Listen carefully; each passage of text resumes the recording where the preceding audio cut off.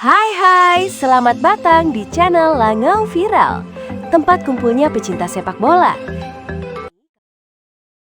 Manchester United menang lagi, dan jujur, ini mulai terasa kayak nonton MU era Fergie. Isi utama, di bawah Michael Carrick, MU pelan-pelan berubah. Bukan cuma soal menang, tapi cara mainnya yang bikin fans senyum lagi. MU sekarang tampil lebih agresif, lebih langsung, dan gak kebanyakan muter bola tanpa arah. Skema serangan balik cepat jadi senjata utama, dan yang menarik, posisi pemain jauh lebih fleksibel. Bryan Mbeumo dan Matheus Cunha langsung kelihatan nyetel. Pergerakan mereka cair, tajam, dan efisien. Bukan tipe banyak gaya, tapi sekali dapat ruang, langsung mematikan. Sorotan momen ikonik. Tapi momen yang paling bikin stadion meledak, Benjamin Sesko. Sempat diragukan, bahkan dicibir, tapi gol penentunya itu, jujur aja, vibe-nya mirip Macheda. Gol yang bukan cuma soal angka, tapi simbol kepercayaan diri. Opini admin, nilai tambah. Menurut gue, ini bukan kebetulan. Carrick kelihatan ngerti satu hal penting. MU nggak perlu ribet, MU perlu tajam dan berani. Kemenangan beruntun lawan tim besar jelas bikin satu pertanyaan muncul. Carrick layak permanen atau belum? Fans mulai terbelah, legenda klub pun ikut nimbrung. Ada yang optimis, ada juga yang masih trauma masa lalu. Catatan kritis, biar balance. Tapi jujur ya, masih ada PR besar, konsistensi. MU sudah sering naik cepat, lalu jatuh lebih cepat. Kalau Carrick mau bertahan lama, dia harus buktiin satu hal. Tim ini kuat bukan cuma saat momentum, tapi juga saat ditekan. Closing. Yang jelas, satu hal nggak bisa dibantah. Lini serang MU sekarang jauh lebih hidup, lebih terorganisir, dan lebih mematikan. Gila, dalam sekejap mata, Manchester United kayak berubah total. Bayangin aja, 3 pertandingan, 8 gol, dan 2 tim raksasa, Manchester City sama Arsenal, berhasil ditumbangkan. Nah, pertanyaannya, gimana caranya tim yang tadinya kelihatan rapuh banget, tiba-tiba jadi buas kayak gini? Jawabannya ada di satu orang, Michael Carrick.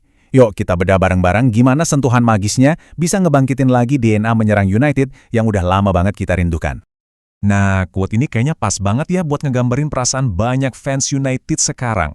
Rasa seneng, optimisme yang meluap-luap, dan perasaan kalau begadang semalaman itu, ya akhirnya kebayar lunas. Ini euforia yang udah lama banget ditunggu-tunggu buat balik lagi ke Old Trafford. Dan ini bukan cuma soal perasaan loh, angkanya bener-bener ngomong sendiri. 8 gol cuma dalam 3 pertandingan krusial.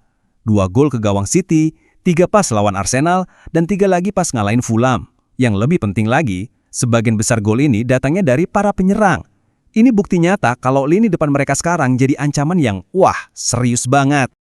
Jadi, gimana ceritanya semua ini bisa terjadi? Oke, sekarang kita masuk ke inti analisis taktiknya. Kejeniusan Carrick tuh sebenarnya bukan karena dia pakai sistem yang kaku, tapi justru karena kemampuannya buat ngelepasin potensi terbaik para pemainnya dalam formasi 4-2-3-1 yang super cair dan fleksibel. Kita lihat deh gimana cara kerjanya. Kunci pertama dari revolusi ini adalah konsep peran bebas atau free roll. Jadi, lupakan deh posisi yang kaku di lapangan. Carrick ngasih izin ke pemainnya buat bergerak bebas, cari ruang kosong, dan bikin pertahanan lawan jadi kacau. Dan sejauh ini, nggak ada yang bisa manfaatin kebebasan ini lebih baik dari Matheus Cunha. Jadi gini, poin pentingnya ya. Di atas kertas, posisi Cunha itu pemain sayap kiri. Tapi coba lihat di lapangan. Wah, dia ada di mana-mana. Dia bisa tiba-tiba masuk ke tengah, narik bek lawan keluar dari posisinya.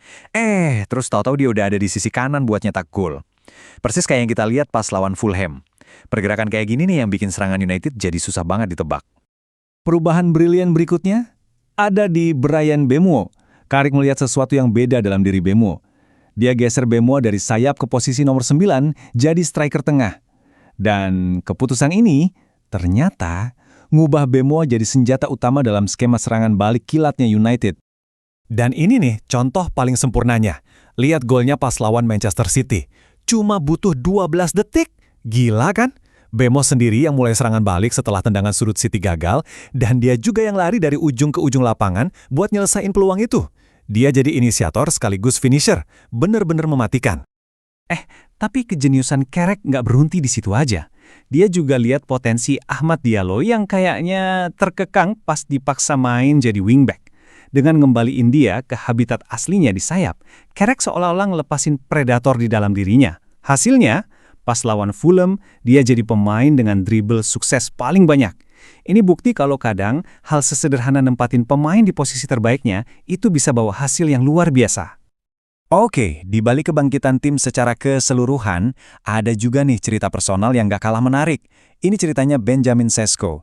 Dia datang sebagai rekrutan mahal, tapi perjalanannya di bawah Carrick justru dimulai dari bangku cadangan, sebelum akhirnya dia ngerebut takdirnya sendiri dan jadi pahlawan. Jadi awalnya tuh banyak yang ragu.